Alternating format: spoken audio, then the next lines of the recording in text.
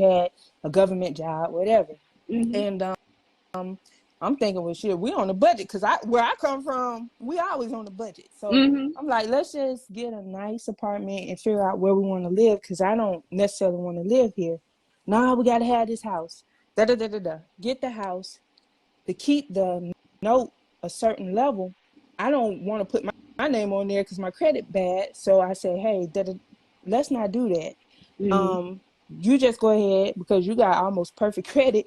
The house note for this big house is $1,200. That's what you pay Mm-hmm. for an apartment. Let's just keep it there, and we have money to do other things, right? Mm-hmm.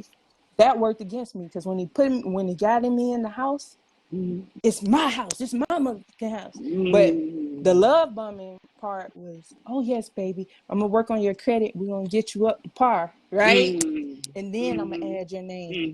Mm-hmm. Um, then for me, the financial was like you. Uh, this is what he told me. I have to earn the right to finances. He made me quit my job, so Mm-hmm. that's power control. Yeah. Made me quit my job. Um, I can't tell people where we live, this, that, and the other. And now I got to earn the right to see the bank statements. But he on my Wow. banking account, but I can't be on his. Wow. Financial abuse, right? Yeah. Um, Isolation. Mm-hmm. all of that. Mm-hmm. You said that you brought it up to him about the gambling and the money, and he changed the subject quickly. Mm-hmm. Mm-hmm. I think like Mm-hmm. they always change that subject on you. Don't want to own up. Don't want to take responsibility. No accountability for anything. None. But I wanted to ask you, I had wrote a question when you had got to that level.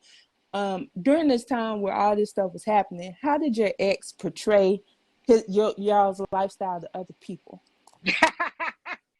Vivid lifestyle of the rich and famous. You Something know, that what is the thing was, which I didn't like, because I don't like flashiness. He likes to show off.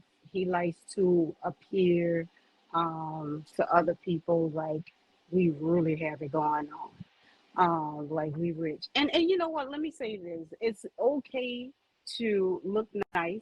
It's okay to you don't have to if you're not on a certain budget, you don't have to look like it. If you broke, you yeah. don't have to look broke. Mm-hmm. But for him, he likes to be flashy with and appear to people like we're more than what we were. We're more than on a level than what we actually were, but in an arrogant sense. You know what I mean? And so that's how he presented himself and us to other people. Even though a lot of people, some of the close friends, they knew, but he had great taste. I got to give him his props. He had great taste in style, great taste in fashion. He had great taste in car. He had just great taste. And like I said, even with buying me stuff, like I said, I never got an apology gift, and because he never apologized, but he did buy me stuff and he bought nice things. And I like nice things. I have great taste in stuff, but I don't. It's to me, it's how you present yourself to people. People can pick up whether it's an arrogant style or if it's like, okay, they think they meek and humble, but they can dress or Mm-hmm. they stylish or what have you. And he had like an arrogance to him that I didn't like, and I picked it up from the beginning. And that was a red flag to me. Even the controlling factor was, I picked it up before we got married, and I didn't like it. Like, let me run this right quick. Like one day we were going, it was for Christmas. We were going by one of his friends' house for Christmas, and there was this top that I liked. It was purple. It was like a little velvet type. Is this velvet? Yeah. It was pretty. It had like little jewels on it. It was cute. Every time I wore it, I always got compliments, and it was one of our favorites. He didn't like it. He didn't like it. He said, "You're not wearing that." And I said, "What you mean? I'm not wearing." He said, "You're not wearing." I said, "Oh yes, I am. I wear what I want. You wear what you want. I wear what I want." We went back. It probably was like it took us 30 minutes, and so I changed because to keep the peace, because and to because he was like, I'm going without. I said, "Well, go without me then," but he refused to go without me, right?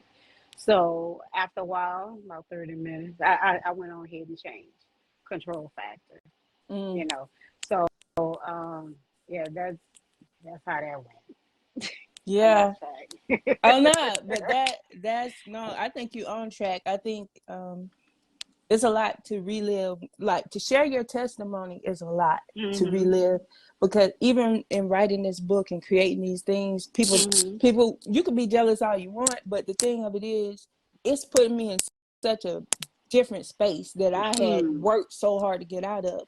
And sharing your story is hard, but you come to a place where sharing your story will get easier and easier It does. because it will, you realize like it's helping somebody else. Yeah. The reason I say, and I'm grateful for this time with you on this interview and talking about what we're talking about, is because for me to finally leave, I had went to like my pastor that married us, my cousin in the beginning, and it was, I wasn't getting the answers. I'm like, hey, this don't seem right. But it took YouTube video, somebody making a testimony, and I just, that's all I had access to. I was isolated to one room in the house in a closet, and that's where I lived. And all I had Mhm. was my cell phone, like YouTube. Mhm. Okay. So Mhm. when, and I watched people tell their testimony, and that's when it started kicking to me like, oh, I'm in a bad situation. Mhm. Like we all having the same experience, and look what happened, because it's a constant escalation to Mhm. abuse, murder, assault, Yeah. sexual assault, Yeah. different things. Oh, and Yeah. that's on the power and control wheel, sexual abuse. Um, I think when you say he like nice things, my ex was like that. Mhm. I always got to show off. I always got to have this nice stuff. He always wearing polo shirts. I'm like, why you gotta get the polo shirt? But Mhm. then he got like, to make it look like he doing something, he was getting them Mhm. polos out of Goodwill. Y'all thought he was doing something. He was going to Goodwill. Ain't nothing wrong And with them two Goodwill. I dollar like shirts. and 50% off on Wednesday, the color gray. So I think like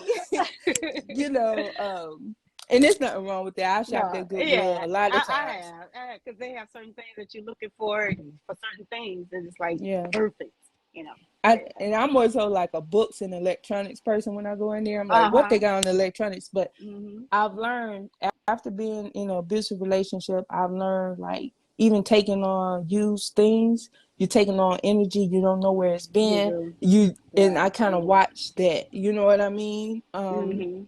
It don't mean that I won't accept things, but I look at it different now. Now you Mhm. said uh, he did not want to pursue it. What was you saying? Did not have to pay for it.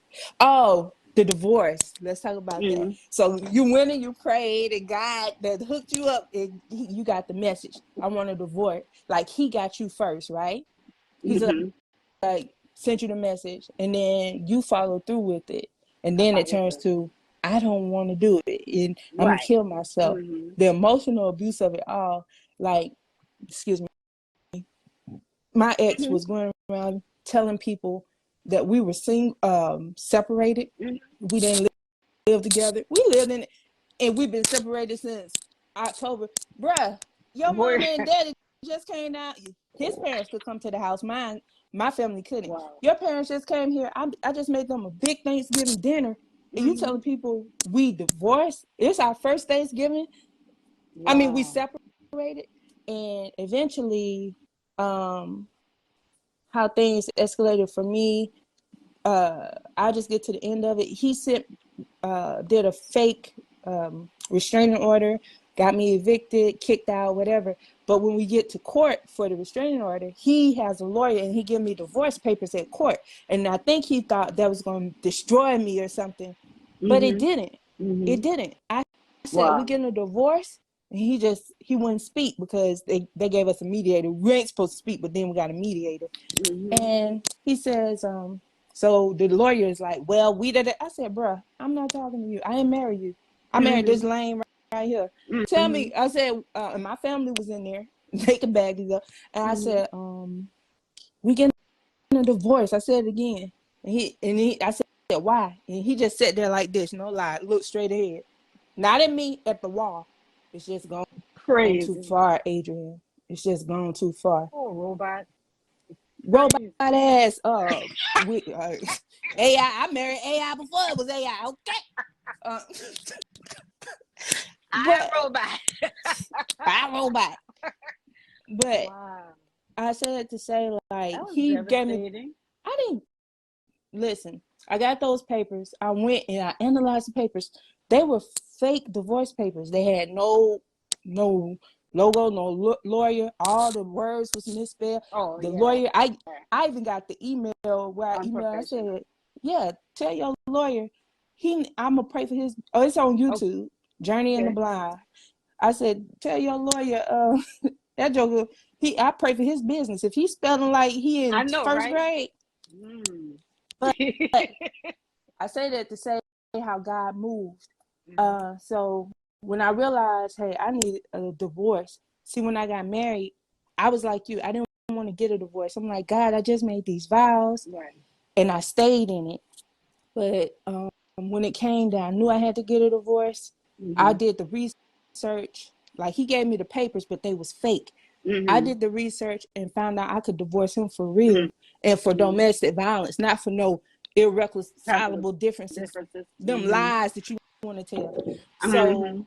I found out I could get it paid for free, and I divorced him for free. But the control part was he wanted to have me feeling crazy, Uh right? huh. Because I didn't have no money. He got all the money. He went through over 8 lawyers and wanted me to pay for him. And I didn't have. It was me, right? My uncle got me a lawyer, but at the end of the day, it was me doing all the work. Mhm. Mhm. And I think God like, help you through that process. yeah, for real, because Mhm. God will give a way out. And even in doing the divorce, I was like you. I was like, I don't really want to do it. So God told Mhm. me He was going to show this person um, how to love God's way, Mhm. even in a divorce. Mhm. And so I followed the directions of God. Now some of my family members like, you crazy divorcing. I did the divorce stuff, and then I went back and called myself being a lawyer and did a motion to dismiss, Mhm. right? Uh huh. And I wrote this letter, and I was like, if he goes to the veteran intervention like they asked him to, and he does this, and we get some thing, I'll work it out. He turned Mhm. around with the quickness, like the next day, and had his lawyer say nope, whatever. But then that's Mhm. when I got the freedom from God to go ahead, Mhm. and that's when I said He don't want to work nothing out. Yeah. It's sitting, Yeah. and my pastor cousins. Shout out to my cousin Timmy and Barbara.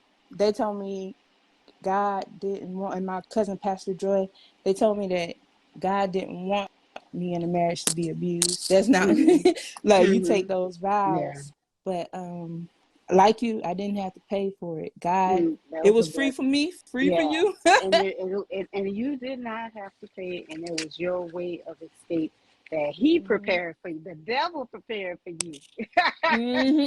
and help you to catapult you out of that mess. You know, That's the that's thing. exactly what you needed. It's exactly because I felt like I wasn't going to leave or whatever, Mhm. but I was talking to advocates on the hotline, and you're not Mhm. supposed to take screenshots, but I was. But he Mhm. had my phone tagged, so he was take key log, so he could see when I make a text message and stuff like that.